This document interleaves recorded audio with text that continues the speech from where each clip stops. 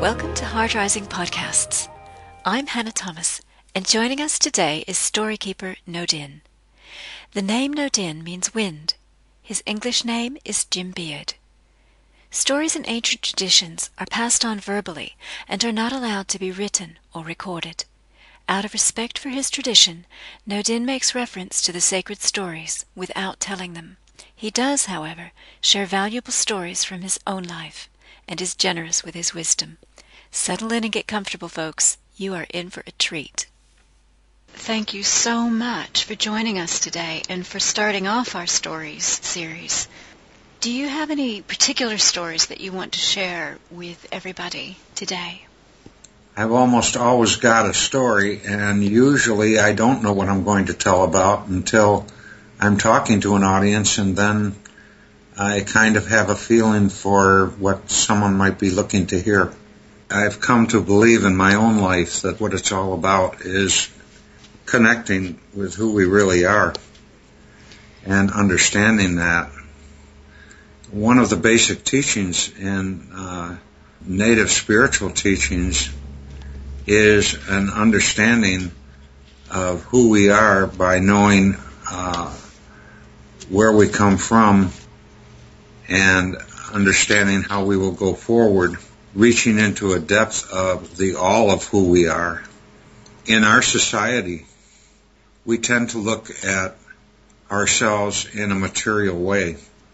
Everything that we have in our day is of a material sense, whether it's working in the kitchen with our pots and pans, or it's driving our car down the street, or it's attending a school and paying attention to our books and writing, or it's even having a relationship. These are all of a material sense. But what native teachings share is that the material part of who we are is only a part. It is only about half of who we really are. That we are truly of spirit and of material being, and that in this day and age we tend to lose sight of the spirit part of our being. So do you have any stories in particular that illustrate that journey back to self? One of the first stories in Native American teachings, in the teaching that my elder gave to me, was the story of creation. And in the story of creation, it defines the Chippewa or Ojibwe, they're the same people, their understanding of how the creation came to be and how Creator formed the creation. In that story, the Creator, or as they would call him, Great Mystery, he sends out a sound to try to find out how big this universe is. And he sends that out into a blackness. There's nothing there. And when the sound doesn't hit anything but just keeps going away, eventually he calls it back, that sound. And when it comes together in a bang and a flash. At that instant, Creator puts into that flash of light the life and the spirit of the Creator. That's not different than most creation stories around the world. It's almost the same story. I like to point to the similarity of that story to other stories of creation because it reminds us that we don't have such a big difference in what we believe if we take the boundaries away. So I use that as my opening story usually when I'm telling stories at the fire. But it goes further because in that story it also brings out the fact that we're all connected, that we have all existed from the very beginning, that this is merely one time of a realm of life that we pass through over the whole duration of the creation. I like the way that rhymes. I guess the story I could tell you would be how I was given my name, Noodin. We'd love to hear that. There was a morning at a fall ceremony where my teacher, Larry, is his English name. Naganwe Wadung is his Indian name. It means first thunder. And Larry had asked me to build the teaching lodge and to do a lot of work that day because there weren't many people that had come. And I did all the work he asked me to do. I went out and I cut saplings so that we could build a lodge and did all of the things that he was telling me that he needed done. And the next morning, we were having a ceremony. It was to be a sunrise ceremony. And I was fairly new to the teachings and new to the following with Larry. But in a traditional way, Larry and another elder came out and they laid out a blanket in front of them and they put out all of what they consider their sacred items, their spirit items. And so I saw this and I had my sacred bundle and I thought, well, I guess we're all supposed to do that. So I went and got my sacred bundle and I put it out in front of me. And I had it all laid out there and Larry walked in and there were about 10 people sitting in this lodge that I'd built with the help of some of them as they had come. And Larry looked down at my bundle and he says, well, what's that? And I said, that's my spirit bundle. And he said, well, why is it out? And I said, well, I thought during ceremony we were supposed to put our spirit bundles out. And he said, well, you're only supposed to put your spirit bundle out if you're going to be doing something in the ceremony, and you're not doing anything in the ceremony but attending. I was really embarrassed. I felt terrible. I just wanted to shrink right about then. So I said, well, that's fine. I'll pick up my bundle and I'll put it away. And I appreciate you telling me. And he says, no. He says, let me look at your bundle. And so he started looking at it, and he saw that in the middle I had a pipestone carved turtle. And he looked at that and he said, well, what is this? And I said, well, it was given to me by my sister, and it reminds me of Mother Earth, and that Earth is on the back of the turtle and our teachings and so forth. And he said, that's good, and he put that down. And he picked up a bullet I had on the blanket, and he said, what's this? And I said, well, that reminds me of my white heritage and of my being a veteran during Vietnam. And he says, that's a weapon. It doesn't belong in your sacred bundle, and take it out. And so I did. And he went through, and about every other thing in my bundle, he suggested I take out of my bundle. It really didn't belong there. It was a tremendous teaching. But meanwhile, there's about 13 or 14 people sitting in there watching this. And Larry knows that he is embarrassing me to the nth degree. And I looked up, and there are tears flowing out of my teacher's eyes. And he looked at me and he says, I didn't mean to hurt you, Jim. And I looked back and I said, I understand that. So he told me to leave the bundle out, and I did. And he started the ceremony. And when he started the ceremony, Hannah, he took 2 feathers out of his bundle, 2 eagle feathers. They were golden eagle feathers. They're about, 1.5 feet long, and just beautiful, beautiful feathers. And he held them in his hand, and he said that when he was in Korea, 2 of his brothers from his reserve were killed in battle, and he was the only one left. And from that day until the time of the ceremony, he had carried these 2 feathers and wore them in his bonnet to remember his fallen brothers. And he said, but there's a time when everything is to travel. And he was walking around the circle, and he put one of those feathers in my hand.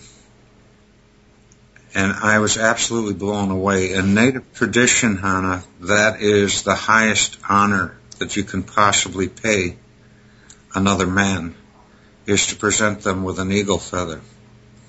It has tremendous meaning.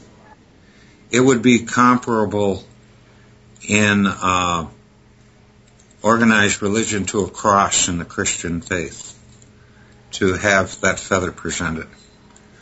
After the ceremony, I realized I still didn't know my spirit name, and I felt that carrying that feather, I should really know how to identify myself when I pray to spirit. So I asked Larry if he could find my spirit name, and I gave him some prayer tobacco, which is what tobacco is used for by Native people. And he said he'd see what we could do. Well, that night we went into a lodge, and it was a sweat lodge. And in the lodge, winds started to move, and that shouldn't happen in a lodge. It's a very small enclosure. And the heat was about 120 or so. It gets very hot.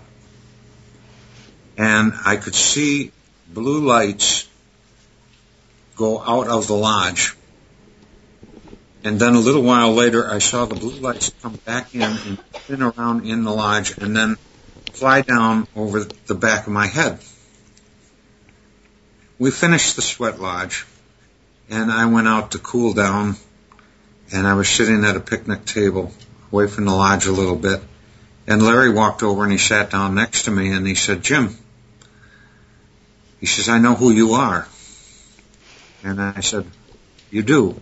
And he said, "What did you see in that lodge?"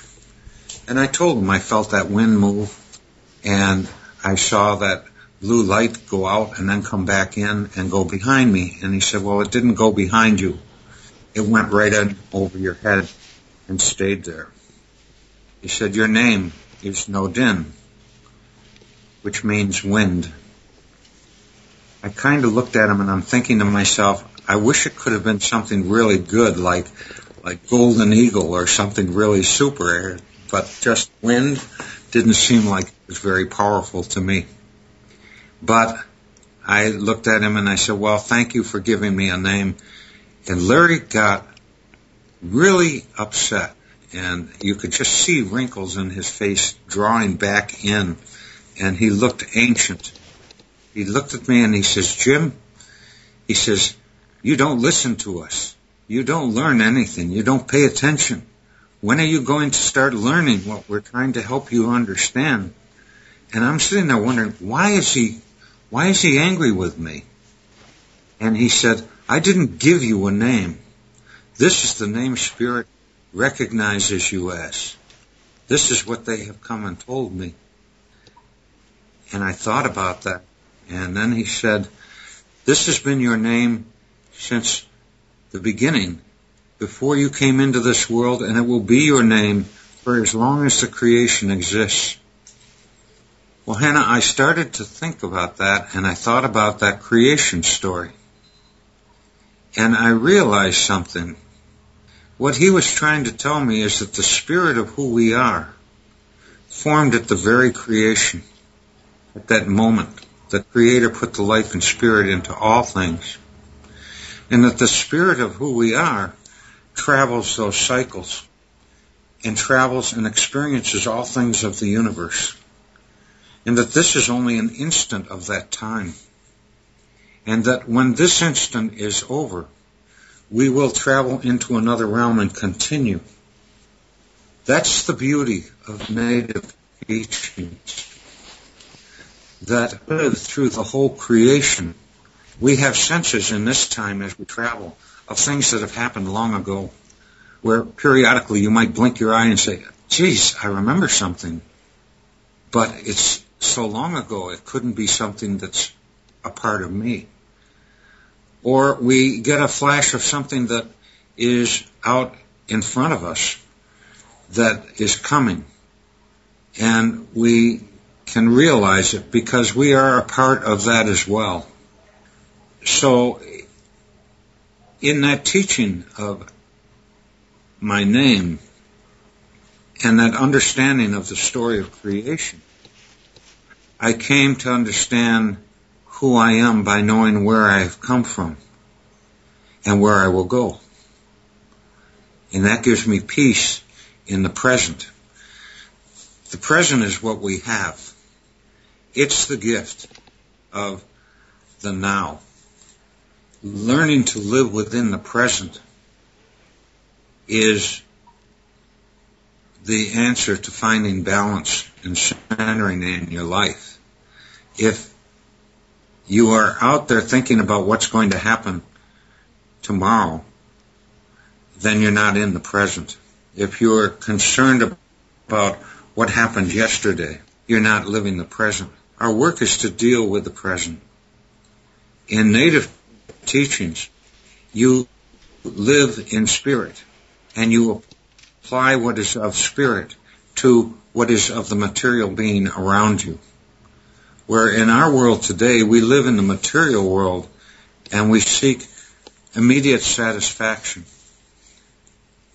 because we only look to spirit when we think we're in trouble and we don't have any other answers. So living a native teaching is applying a life of living in spirit. I don't know how well I told that story, but I tried. That was absolutely gorgeous. There's something that comes through you when you speak, and perhaps this is why the stories in native tradition are told and only passed down that way. There's something of your essence that comes through, of that divine essence that is within you, that comes through in the act of telling the story. Well, thank you. I believe that when I am telling stories that have happened to me, I'm speaking of the stories from the experience as Spirit gave it to me. When I'm telling the stories of the people, the native stories, stories about the 7 grandfathers that Creator put around this earth to watch over us and to try to help us to understand and to follow guidance, or the 4 chiefs that brought us the medicines to help to heal the people, and other stories that I tell them as I heard them at the fire. What that means is, when I go to ceremonies or I visit the communities of the native people that are still in this country practicing their traditional beliefs, I listen to the old storytellers as they tell the stories. And the stories that I tell are those stories, the ones that I have heard. And very often, when I'm telling them, people will say, "You don't sound like yourself, your voice changes," and sometimes even my accent. If I'm telling a story I heard from a Canadian elder, sometimes I start saying "eh" a lot. Eh? So I visualize in my mind what I heard and who was telling me the story, and I try to tell it the way they tell it. So I don't tell stories that I've read in the books. I could pick up a book about the Ojibwe by Basil Johnson or some other writer of the Ojibwe, and I could find story after story after story. And I could tell those stories, but they don't have the same depth of meaning for me because they're not stories I heard. They're not stories where an elder was trying to help someone to understand how to have a better life. And that's a big part of what the culture is about. Everything in Native culture is about helping the people, helping community. All of the teachings are to take care of yourself so that you have of yourself to give to others. And everything is based on, I would say, 4 factors that have allowed that culture to survive and to thrive for thousands of years. In my mind, they're not unlike the values that would have been of our Celtic heritage, or the values that would have been of the African heritage or of the Asian heritage. And those values, one is ceremony. And ceremony not for spirit, but ceremony for the people. I had a little girl once come up to me and she said, "What is ceremony?" And I looked at her and I asked her, I said, "Do you brush your teeth?" She looked back at me kind of funny and she said, "Well, yeah, I brush my teeth." And I said, do you do that every day? And she said, yes, I try to brush my teeth every day. And I said, well, do you hold your toothbrush in your right hand or your left hand?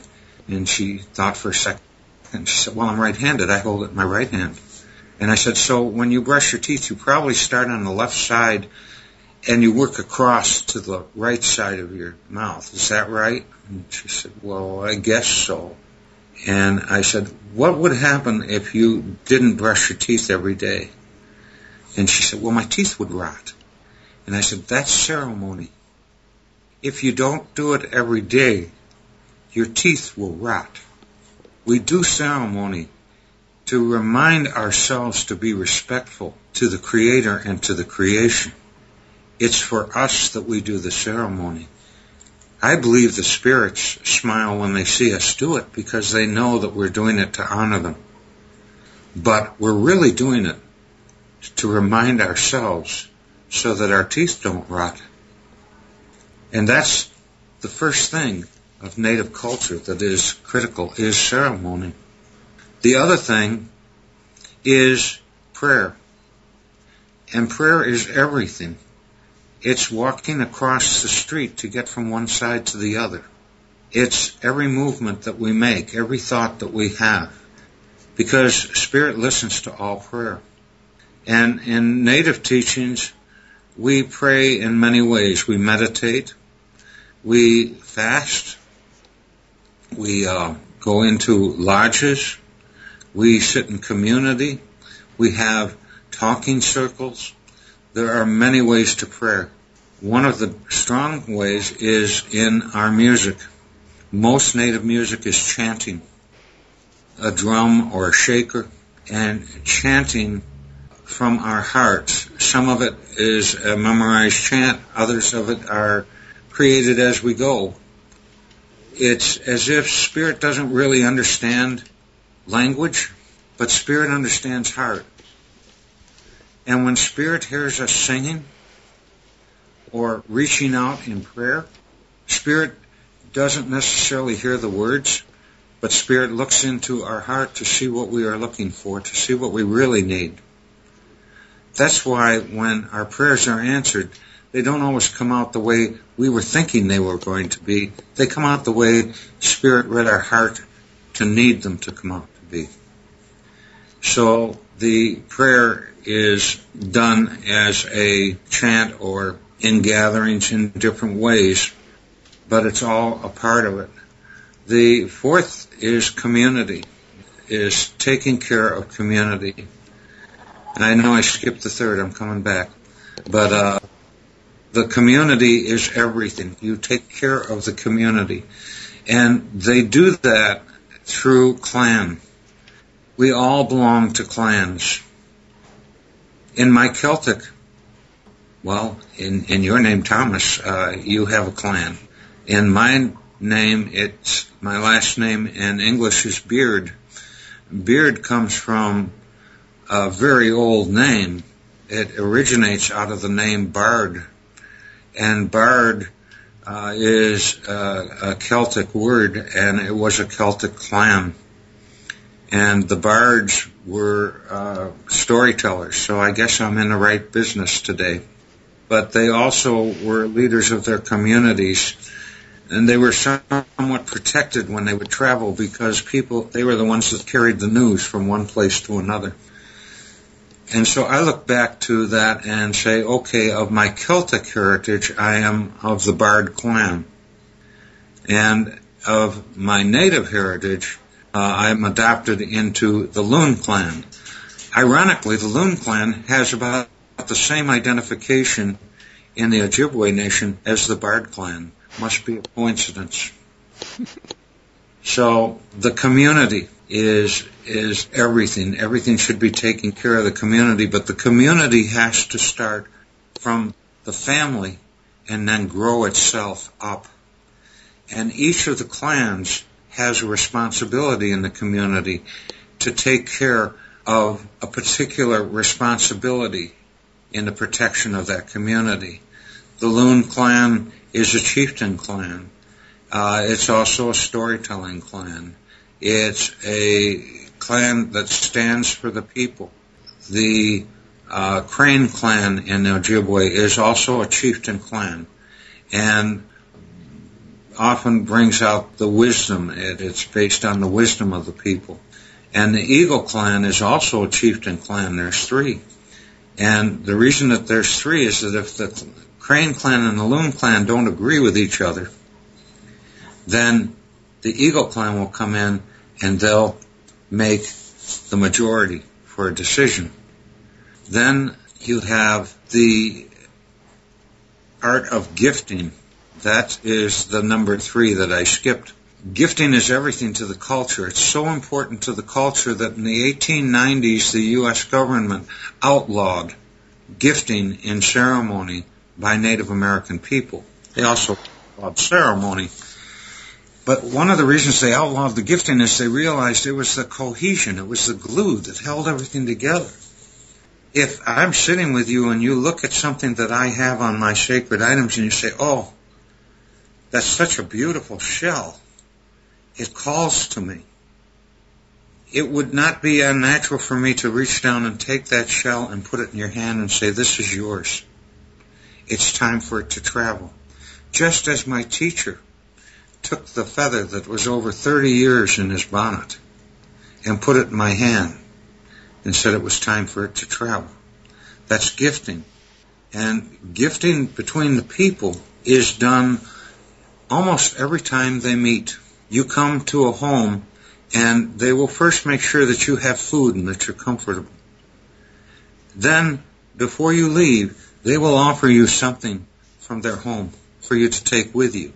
It becomes a part of them that will become a part of you and creates a sharing between you and that person of one another. And that creates that bonding that holds the people together. Those 4 things are so integral to a culture, and yet we don't do any of those things today. We're so busy finding a difference between one another. Your eyes are blue, mine are brown. We're different. Your hair is blonde, mine is, today it's pure white, but so we're different. But the reality is that we are one. We are connected.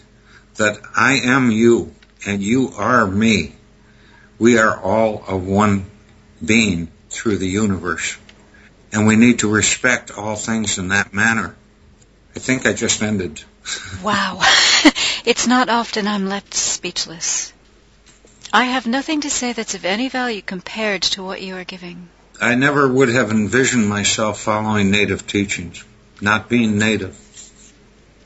And I really didn't understand why I was taking that turn in my life. I was a businessman, successful, family, and there was no reason for me to walk away from all of that. As Spirit guided me, I came to see that there were answers I was looking for in my life that I wasn't finding in our modern society. I grew up in the 60s, the 50s and the 60s. I watched a transition of our society, of our young people, from a people who had seemed to be very respectful of their parents and of government and of all things, to people that seemed to think that everything was wrong and they had to change everything. I watched the hippie movement. I was in the service. I watched the Beatles come out, and then they grew their hair long. I couldn't believe it. I couldn't understand why a man would want to wear long hair. I saw values change. I saw women become more loose. I saw a society that didn't seem to have any respect for anything. I watched drug use become almost a daily natural thing in our society. I don't agree with all society's rules or all society's values or even all society's political ways of running the world. As a matter of fact, I probably disagree with most of them. But in watching that, what I also watched is I watched our cultural structure break down. And it's continued to break down over the years to a point that we no longer have that respect of one another. We no longer have that feel that we are all together. We are separated by being of different countries, by being of different languages, by being of different colors, by being of different politics, by being of different religions. And what I've come to see through my native teachers is that we're not different because of any of those things. If anything, we are more like one another. But we need to look for the similarities rather than look for the differences, and then build on the similarities so that we create a strength of oneness that we can go forward as better people in this world. We are only one of the peoples of this world. We two-leggeds, we humans. The people of the four-leggeds have different tribes too. There's the deer, there's the moose, there's the bear, there's the wolf, and many others. The people of the winged, they have many tribes. The crane, the eagle, the loon, the duck, the robin. The people of the waters, the finned ones, they have many tribes. The walleye, the trout. All of these people have their own tribes, but they are all like us and we are like them. And we need to treat them as equals, not as something that we're charged by some great power to oversee and take care of, but as fellow people on this earth, and we need to all help each other. We need to look at what all other life does that helps us and look at what we can do to help all other life. To native teachings, that goes even deeper. Even the stone that's sitting on your desk has life. Even the desk has life, because all things of the creation were given the life and spirit of Creator. Creator put life into everything, and everything is of the Creator, including us. I finished again. I'm so glad I closed my mouth. Why, what were you going to say? Well, nothing. It's just that what came out of yours was so good. How do you know there's a stone sitting on my desk? I could almost describe it to you. Go ahead. Well, it's round, but it has a little bit of a heart shape to it. My thinking is that it is a dark stone. Might be jade. Well, I certainly have one of those quite nearby, yes. I don't know, I was reading an article the other day, and it said that during Vietnam, they recruited a lot of native people to do sniper work in Vietnam, and one of the reasons was because they were so adept at survival and at wilderness and at being aware of their surroundings. And they would test them to see how well they could do these things. And these men that they were recruiting, they all had long hair. And they would test them out, and they would perform beautifully. And then they would bring them into the service, and they cut their hair off, and all of a sudden they couldn't perform at all.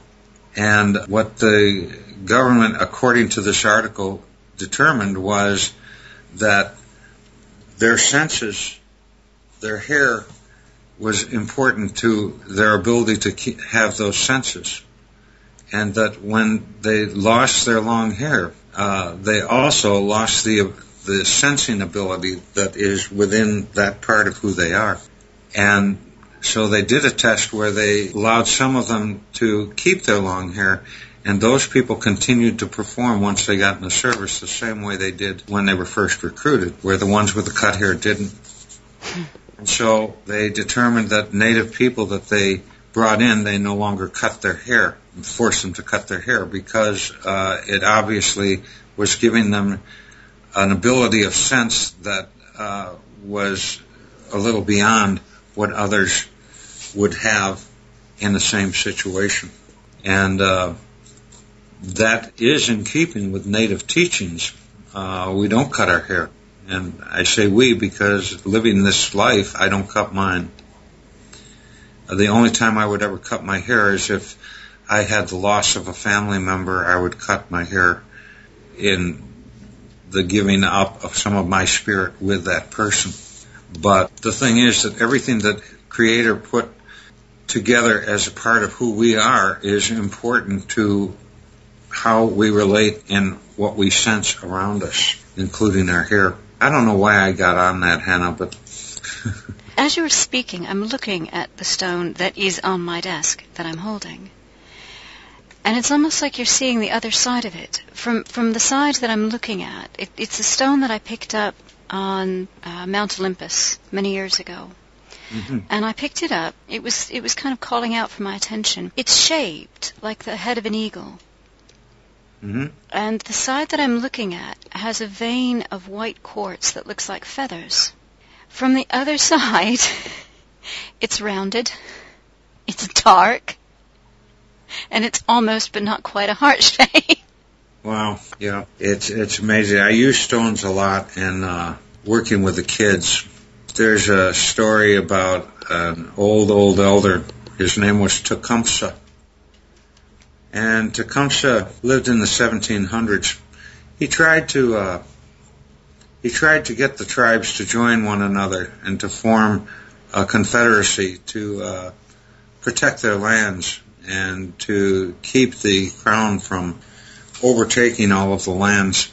He was eventually defeated, and he was assassinated by one of his own people. But when he was growing up, his elders could see that he had some talents that were really very strong, that he was a leader, and that he had an insight to spirit that was beyond his age. And one of the elders one day told him, Tecumseh, run 20 miles into the woods and then run back. And so Tecumseh ran into the forest, and he went in 20 miles, and he waited through the day, and then he ran back to where the elder was. And the next morning, the elder said, I want you to run to that place and back again.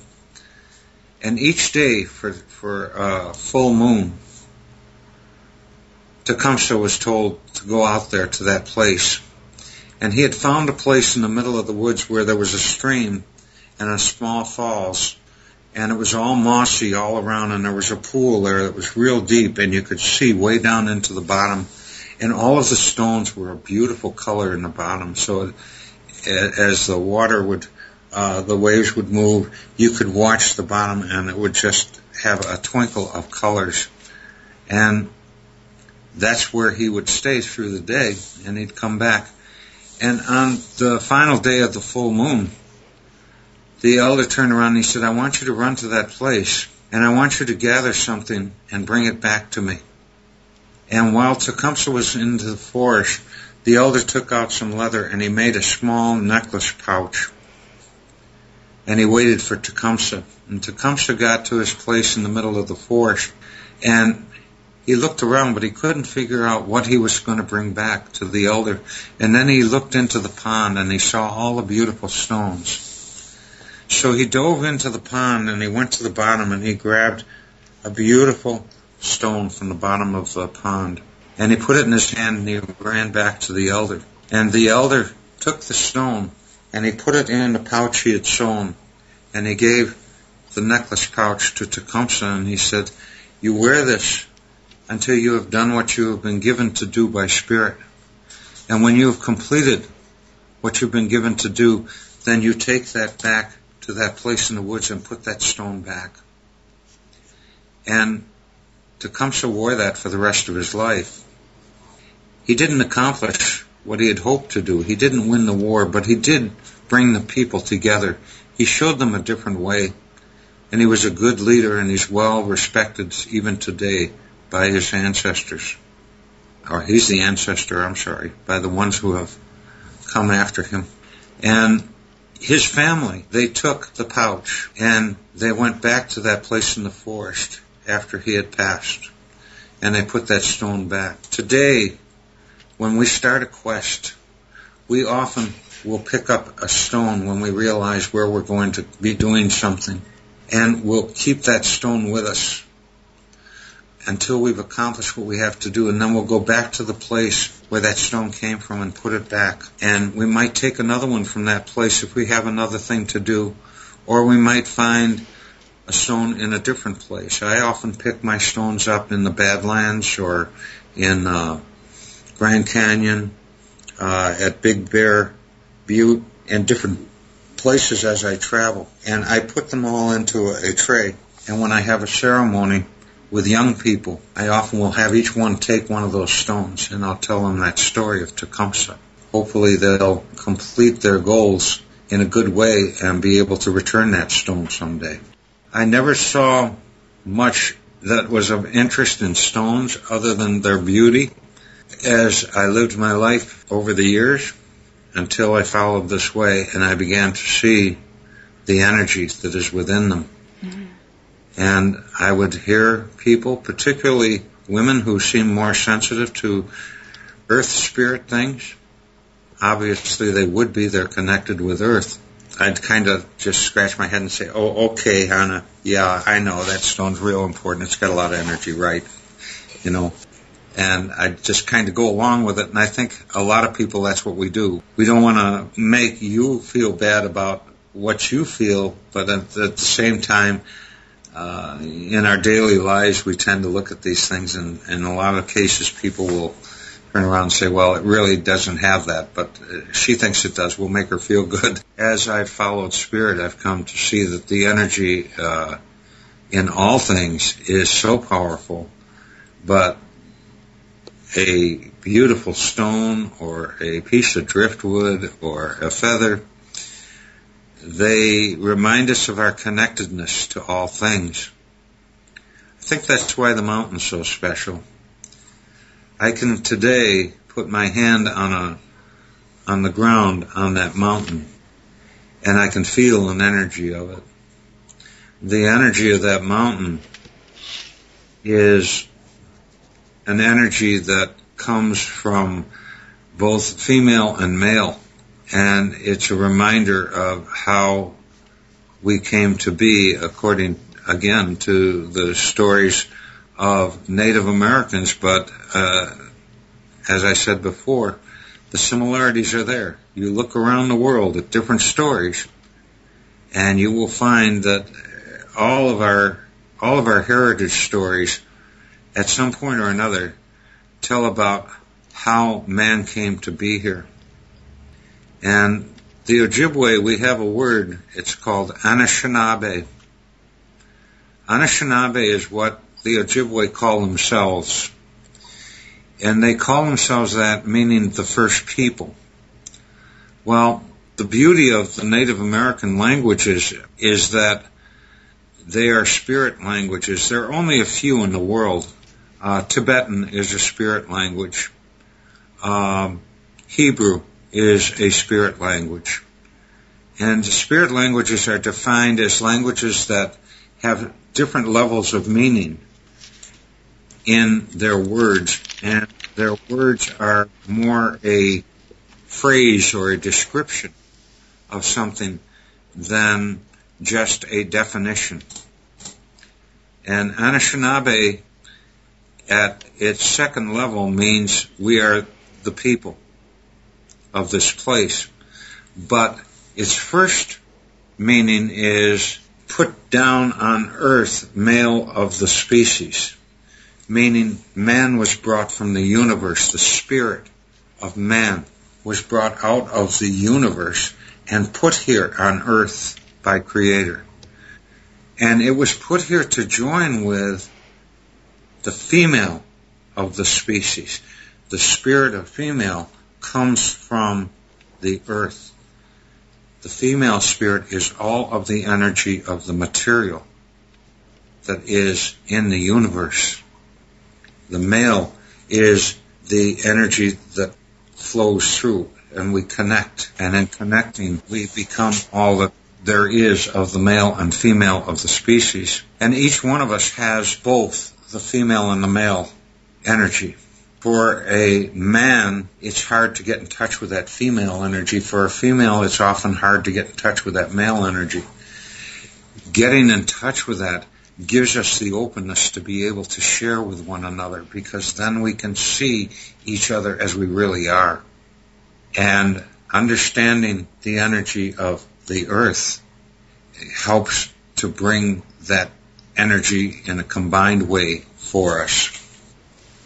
The mountain Monadnock that I live on, the Indian name for it is Chip Monadanik, and it means Great Spirit Mystery.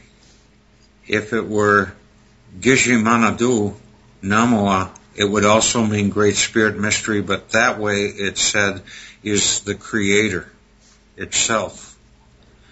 So what the Abenaki people, the people that lived in the area where I live now, were saying is that that mountain had both the male and the female energies of spirit. And that is what makes it a sacred place for them. Although all the world is sacred, there are certain points where the energies are strong. And Monadnock certainly is one of them. The knowledge that we have of the universe is complete, according to my native teachers. When we come into this world, our guide is the otter. The otter is the third eye, that insight that we have as very young children and while we're being carried. And sometimes children will demonstrate that, because they'll say something and you look at them like, how could you know that? They seem to have an inner knowledge of things that we're not aware of, or that we wouldn't expect them to be aware of. And that comes from otter. But the knowledge that we carry is all-encompassing. We already know everything that there is to know. We know all of what is of the universe. We know all of what the first elder knew, of what our helper, the otter, knows of the universe, which is everything of the universe. We know it in our heart. We have that knowledge in our spirit, which is carried by the soul of our heart. The problem is getting it from our heart into our head. And the bad news is we can't get all of it from our heart up to our head. The good news is that it's just as well, because if we could get all of that knowledge that's in the spirit of who we are into our head couldn't hold it all, because there's so much. Sometimes I look at that and I think about the elders and the wisdom that they pass on to us. And I think about things, Hannah, like the scientists today very often are confirming things that the elders have said since the earliest of times that we know. Mm-hmm. And that suddenly they're turning around saying, well, those things are true. How did those elders know that? Well, it's possible they tapped into something in the universe that is of some sort of memory. Or it's possible that they were able to tap into some of the knowledge within their own spirit. And that also brings out the thing that there are coincidences in this world that may not be so much coincidences. An elder in Africa will tell a story, and it's the same story of how something came to be that was told by a Maya elder thousands of years ago in South America, or a elder of a tribe along the Mississippi 1,000 years ago, or an elder in Europe, or an elder that is of the Middle East. And they all have a story of how something came to be. And the story is almost the same, culture by culture by culture, all around the world, with a few variances because of where they come from. How can that coincidence be? Somehow they tapped into something and they know the same story. I often tell the story of how rabbit found fire. The native story of the Ojibwe is very much like the native story of South America. It's also very much like the native story of how rabbit found fire in Africa. And guess what? Rabbit and Easter, there's no coincidence. Celts believe that rabbit found fire in their story. And the Asians also believe rabbit found fire. So I tell that story and I point out the similarities. The similarities are the answer to the knowledge that's within our heart. It's not necessarily the knowing in our brain and keeping all of that information in our head. It's the willingness to accept what Spirit allows to flow through us and to share it. People sometimes turn around and they say, gee, you have so much to say. I don't have anything to say. I don't know anything. I gave up knowing anything when I finally figured out that thinking I knew it all was destroying me. I try to share what I feel in my heart. If it helps others, then it's a good thing. I try to do it in a way that I won't hurt anyone. I treat others as I treat myself. And I try to treat myself good so that I have that to share with the others, with all of the people. I've learned to love all people, not to judge any. The feathers that I carry don't judge, they help. It's not my place to judge you. I can judge your action if it's offensive to all of the people and endangers them, and then I can defend that. I can defend the people, but I can't judge you. I haven't walked in your shoes. I can only share with you what I can to help you to come to who you are. I think we could eliminate a whole lot of prisons if we took a little bit different approach with these people and we tried to help them to come to who they need to be. Oh well. Society needs to change the way that it thinks, thinking only with the mind. There you are. Well, everything you've shared in this conversation has pointed to what flows from the heart when we remember how to listen. Our reality is what we believe. If you believe something, then it's real for you. Whether it's right or wrong doesn't matter. What you believe is your reality. And you always have to hold on to that, because your reality isn't necessarily the same as the person next to you. And you have to respect their reality and allow them to respect yours. I love what you just said about belief. I think that the things we don't believe are the things that limit us. I think that's true. That's one of the reasons I believe that most of the elders, including myself, will start off our presentations and tell people, I know nothing. And we'll hold up two fingers, our thumb and our forefinger, with no space between it and say, that's as much as I know. But I go a little further. I say, my teacher told me that when he first sat down with me. And that is as much as I know of what my teacher had to teach me. And he knew nothing. When we admit that we don't fully know, then we become open to learn the new pieces that go into our lives. When we think we have all of the answers, then we focus on the answers and we lose the perspective of all that's around us. You really do have a way with words. Gosh, it's been such a pleasure listening to you. Well, it's a pleasure to talk with you. Well, Hannah, I've had a wonderful time visiting with you. So have I. Thank you. Thank you from my heart. Well, thank you. Thank you for listening to Heartrising Podcasts. For more information on Noodin or his book, White Marks on the Red Road, visit our website, www.heartrising.com. Until next time.